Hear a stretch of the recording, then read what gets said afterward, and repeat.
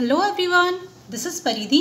In today's video, we are going to discuss a poem of 8th standard that is leisure. Leisure का मतलब होता है free time, ऐसा time जब हम फ्री रहते हैं, जब हम रिलैक्स रहते हैं, जिसमें हमें कुछ टेंशन नहीं होता है, किसी चीज़ का स्ट्रेस नहीं होता है। तो चलिए शुरुआत करते हैं इस पोम को समझने की। क्या बोलते हैं poet? What is this life if full of care? We have no time to stand and stare. Poet कहते हैं कि ये क्या ज़िंदगी है जो पूरी तरह स्ट्रेस, पूरी तरह प्रॉब्लम्स, डिफ़िकल्टीज से भरी हुई है। हमारे पास कोई भी टाइम नहीं है, हमारे पास बिल्कुल भी टाइम नहीं है कि हम थोड़ी देर खड़े हों। यहाँ पे ज़रूरी नहीं है कि आप लिटरली खड़े हों, मतलब है कि आप थोड़ा सा फ्री हो और चीज़ों को ऑब्ज़र्व करो। स्टेयर का मतलब होता है घूरना, लेकिन यहाँ पर आप मीनिंग इसका देखेंगे जैसे किसी चीज़ को ऑब्ज़र्व करना। ओके, तो पोइट कहते हैं कि हमारी लाइफ क्या है जब हमारी लाइफ पूरी तरह टेंशन, स्ट्रेस से भरी हुई है और हमारे पास इतना भी टाइम नहीं है कि हम थोड़ा रिलैक्स हो जाएं, एक जगह खड़े हो जाएं या थोड़ी देर बैठ जाएं और चीज़ों को ऑब्ज़र्व करें और स्पेशली नेचर को ऑब्ज़र्व करें। तो आगे बढ़ने से पहले मैं आपको दो चीज़ें बताती हूँ यहाँ पर। पोएटिक डिवाइस या लिटरेरी डिवाइस भी कहते हैं इसको, जो आपको पोम में डिफरेंट, एक आप कह सकते हैं जैसे गाने होते हैं ना, सॉन्ग्स ज़रूरी नहीं है कि वो हमेशा एक प्रॉपर सेंटेंस की तरह हो।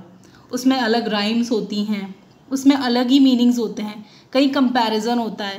ये कभी सपोज़ करो किसी गर्ल को किसी फ्लावर से कंपेयर कर दिया, ओके, जैसे फेस को फ्लावर से कंपेयर कर दिया, मून से कंपेयर कर दिया, तो वो क्या कंपैरिजन होता है। इसी तरह दो आप कह सकते हैं कि कुछ पोएटिक डिवाइस मैं आपको शेयर करने वाली हूँ। तो फर्स्ट है एलिट्रेशन वो पोएटिक डिवाइस होती है जिसमें आप कॉन्सोनेंट, जो लेटर्स कॉन्सोनेंट होते हैं ना, जैसे बी सी डी, ये जो कॉन्सोनेंट लेटर्स होते हैं, इनको रिपीट देखेंगे, इनको रिपीटेशन मीन्स रिपीट करते हुए देखेंगे। जैसे फर्स्ट जो 2 लाइन्स है उसमें आप देखेंगे, जो सेकेंड लाइन है, फर्स्ट 2 लाइन्स की second line stand and stare, इसमें एस वर्ड जो है वो कॉन्सोनेंट है और वो रिपीट हो रहा है।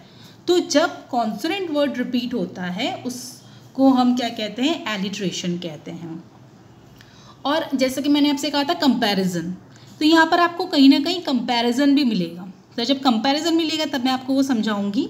तो अभी आप एलिट्रेशन को ध्यान दीजिएगा। जब भी आपको ऐसे वर्ड्स लगे कि हाँ ये कॉन्सोनेंट है और वो रिपीट हो रहे हैं एक लाइन में, तो वो कौन सा पोएटिक डिवाइस होगा?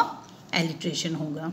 ओके, तो आपका ये फर्स्ट होमवर्क है, फर्स्ट क्वेश्चन है होमवर्क का, that you have to find at least 2 examples of the literary device use, that is alliteration. You have to find 2 example of alliteration. Alliteration के 2 examples लिखने, आपको पूरी लाइन लिखनी है। सपोज फर्स्ट एग्जाम्पल में देती हूँ, आप कैसे लिख सकते हैं? We have no time to stand and stare. उसमें आप चाहे तो एस को अंडरलाइन कर दें, वो पूरी लाइन लिख के एस को अंडरलाइन कर दें, या आप कॉमा करके लिख सकते हैं, here S is repeated therefore the poetic device used is alliteration. नहीं तो मैं सिंपल बोलती हूँ, आप क्या करें, वो लाइन लिखिए, we have no time to stand and stare, और उसके साथ आपको क्या करना है, वहाँ पर एस और एस को अंडरलाइन कर देना है। ओके, ये आपका होमवर्क है। एस और एस ये जो मैंने बता दी इस एग्जाम्पल के अलावा, other than this example you have to find 2 examples of alliteration. आगे बढ़ते हैं हम। No time to stand beneath the boughs and stare as long as sheep or cows. तो पोइट कहते हैं कि हमारे पास इतना टाइम भी नहीं है कि हम पेड़ों की जो ब्रांचेज हैं उनके नीचे खड़े होकर, उनके नीचे थोड़ी देर रिलैक्स होकर, जैसे शिप और काउ, शिप और जो गाय होती है, जो भेड़ें होती हैं, जिस तरह से वो स्टेयर करती हैं, जिस तरह से वो नेचर को ऑब्जर्व करती हैं, उनकी तरह हम क्यों नहीं ऑब्जर्व करते नेचर को। तो अब आपको एक चीज़ और देखने को मिलेगी यहाँ पे, एज लॉन्ग एज शिप और काउस, मीन्स यहाँ कंपेयर कर रहे हैं हम। क्या कंपेयर कर रहे हैं? पोइट कह रहे हैं कि हमें शिप और काउ की तरह स्टेयर करने का टाइम नहीं है, तो उनके जैसे। तो जब भी आपको एज, लाइक ऐसे वर्ड्स मिलेंगे ना, 2 वर्ड्स एज और लाइक, वो आपकी सिमिली कहलाती है। वो एक और पोएटिक डिवाइस है जिसका नाम है सिमिली। ओके, तो वो क्या कहलाती है? सिमिली। सिमिली कब होती है? जब आप कंपेयर करते हो किसी भी चीज़ से, किसी भी चीज़ को तुलना करते हो यूजिंग एज और लाइक, उसको हम कहते हैं सिमिली। तो यहाँ पर सिमिली कौन सी लाइन में है? आप देखेंगे 4th लाइन जो है, and stare as long as sheep और काउस। ये आपकी सिमिली है। तो आई होप आपको समझ में आया होगा सिमिली क्या कहलाती है, कौन सी ये पोएटिक डिवाइस जो है सिमिली वो कौन सी होती है, जब आप एज या लाइक को यूज़ करते हैं किसी भी चीज़ को कंपेयर करने के लिए, वो आपकी सिमिली कहलाती है। ओके, तो आपका सेकेंड वर्क है इसके अलावा, एज लॉन्ग एज के अलावा, you have to find one example of simile from the poem. इस पोम में से आपको सिमिली का एक एग्जाम्पल फाइंड करना है। ओके, आगे बढ़ते हैं हम। No time to see when woods we pass, where squirrels hide their nuts and grass.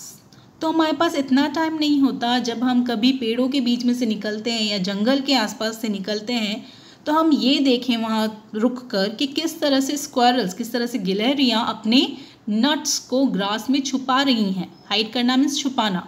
तो किस तरह से वो नट्स को छुपा रही हैं ग्रास में, हमारे पास इतना भी टाइम नहीं होता कि हम वो देखें। ओके, आगे बढ़ते हैं। No time to see in broad daylight, streams full of stars like skies at night. और हमारे पास इतना टाइम भी नहीं होता कि हम स्ट्रीम्स को देखें। स्ट्रीम्स का मतलब होता है जैसे आपने कभी छोटे झरने देखे होंगे, नदियाँ देखी होंगी, छोटी छोटी जो झरने होते हैं, बिल्कुल बहुत थोड़े छोटे से, बहुत बड़े वाटरफॉल नहीं कह रही हूँ मैं। स्ट्रीम्स का मतलब छोटी नदियाँ भी होती हैं जो बहती जाती हैं और छोटे छोटे झरने होते हैं। तो आपने कभी उसको दिन के टाइम पे अगर आपने ऑब्जर्व किया हो तो अगर सनलाइट अगर पानी में गिरती तो वो पानी चमकता है, और जब वो पानी चमक रहा है तब पोएट कह रहे हैं कि उसमें ऐसा लग रहा है कि स्ट्रीम्स जो हैं वो पूरी तरह तारों से, स्टार्स से भरी हुई हैं, और ऐसा लग रहा है जैसे रात का कोई स्काई हो। जैसे रात के टाइम पे हम देखते हैं ना स्काई, जो जिसमें बहुत सारे स्टार्स होते हैं। तो पोएट कह रहे हैं कि वो स्ट्रीम जो है जिसमें शाइन हो रही है, डे लाइट मीन्स दिन में, तो दिन के टाइम पे जब रोशनी, जब सूरज की जो रेज होती हैं, sun rays, when they fall into और फॉल ऑन द स्ट्रीम, जब वो फॉल करती हैं स्ट्रीम पर, तब ऐसा लगता है जैसे वो स्टार्स हों। और वो स्टार कैसे हों, जो नाइट में शाइन करते हैं स्काई में, वैसे स्टार्स वो लग रहे हैं। तो आपको एक एग्जाम्पल और बताती हूँ मैं सिमिली का। जैसा कि मैंने आपसे कहा था एज यूज़ होता है और लाइक यूज़ होता है। तो आप यहाँ देखेंगे streams full of stars like skies at night. तो लाइक वर्ड यूज़ हुआ है यहाँ पे। तो ये लाइक वर्ड कौन सा कहलाता है, आपका सिमिली कहलाता है। ओके, तो आई होप आपको समझ में आया होगा एज कैसे यूज़ करना, कैसे यूज़ होता है, और लाइक कैसे यूज़ होता है। ओके, तो ये एग्जाम्पल है सिमिली का। अब आपको एक चीज़ और देखने को मिली होगी, यहाँ पे नोटिस किया होगा आपने, राइमिंग वर्ड्स यूज़ हुए हैं, जैसे कि केयर, स्टेयर। राइमिंग वर्ड्स क्या होते हैं, ये वो वर्ड्स होते हैं जो लास्ट में जिसका साउंड सेम होता है। केयर, स्टेयर, बोस, काउस या बाउस, काउस, पास, ग्रास, ये वर्ड्स आपके राइमिंग वर्ड्स कहलाते हैं। तो you have to find 5 rhyming words, means 5 pairs of rhyming words from the poem. आपको इस पोम में से 5 पेयर्स फाइंड करने हैं राइमिंग वर्ड्स के, आपको इजीली मिल जाएंगे 5 पेयर्स। ओके, आगे बढ़ते हैं हम। No time to turn at beauty's glance and watch her feet how they can dance. तो इसमें पोइट क्या कह रहे हैं कि हमारे पास इतना टाइम भी नहीं है कि हम, यहाँ पर पोइट क्या कर रहे हैं, एक्चुअली कंपेयर कर रहे हैं नेचर को एक ब्यूटीफुल गर्ल से, एक ब्यूटीफुल मेडन से वो कंपेयर कर रहे हैं, यंग गर्ल से, कि जिस तरह यंग गर्ल डांस करती है, उसकी जो ब्यूटी है, वो जितनी खूबसूरती है उस गर्ल की, मीन्स उस नेचर को जो खूबसूरती है उसके पास, वो हमको देखने का टाइम नहीं है। ग्लांस मीन्स होता है एक झलक। तो हमारे पास इतना टाइम भी नहीं है कि हम उस ब्यूटीफुल डांस, उस मेडन को देखें, उस ब्यूटीफुल गर्ल को देखें, किस तरह से वो अपने फीट के साथ डांस कर रही है, कैसे उसके फीट जो हैं वो डांस करें, कैसे वो जंप कर रही है, कैसे वो स्टेप्स कर रही है। अब यहाँ पर एक्चुअल में कोई गर्ल नहीं है, यहाँ पे पोइट क्या कर रहे हैं, कंपेयर कर रहे हैं गर्ल को नेचर से। नेचर किस तरह से ब्यूटीफुल है, कैसे नेचर डांस करता है, डांस इन द सेंस कैसे नेचुरल ऑब्जेक्ट्स हैं, जैसे बर्ड्स हैं, फ्लावर्स हैं, ट्रीज़ हैं, रिवर है। ओके, तो ये किस तरह से अपने आप को एक्सप्रेस करते हैं। तो हमारे पास इतना भी टाइम नहीं कि हम उनकी ब्यूटी को देख सकें। No time to wait till her mouth can and reach that smile her eyes began.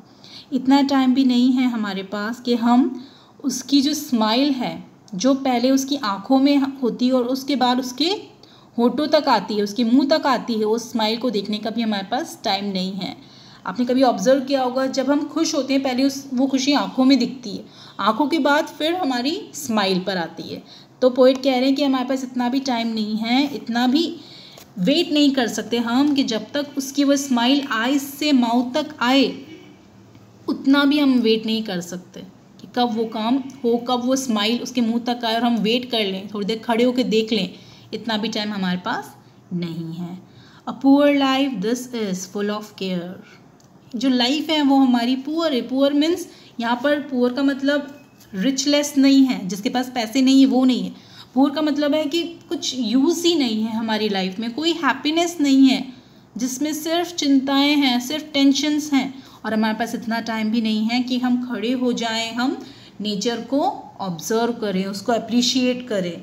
इतना भी हमारे पास टाइम नहीं है। तो your next question comes over here, like who the poet asks us to stare. Like whom does the poet ask us to stare? किसकी तरह वो हमको स्टेयर करना, मीन्स हम किसकी तरह देखें, वो ऐसा चाहते हैं, स्टेयर करें। और next question is who hides the nuts in grass? कौन हाइड करते हैं उनकी नट्स को ग्रास में? That is your question. I hope आज का जो वीडियो है आपको समझ में आया होगा। इसमें बस ये है कि हम थोड़ा सा हमें अपनी तरफ से, अपनी लाइफ में से, बिजी लाइफ में से टाइम निकालना चाहिए, जिससे हम नेचर को अप्रिशिएट करें। Okay then, in case of any doubt, feel free to ask me. Take care, stay safe.